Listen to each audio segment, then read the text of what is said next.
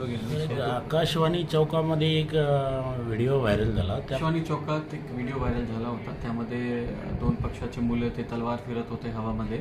त्याच्याबद्दल आर्म्स ॲक्टप्रमाणे आम्ही गुन्हा दाखल केलेला आहे आणि व्हिडिओची जास्त बारकाईने तपास केली तो आम्हाला हे व्हिडिओमध्ये अजून आणखी त्यामध्ये अटेम्प्ट टू मर्डरसारखा तथ्य दिसत आहे आणि त्याप्रमाणे आम्ही लिगली त्याच्यावर कारवाई करत आहोत. सगळे आरोपी जो आहे सध्या आपले एरिया सोडून ते पळून गेलेले आहे आणि आमची टीम त्यांच्या पाठीमागे आहे.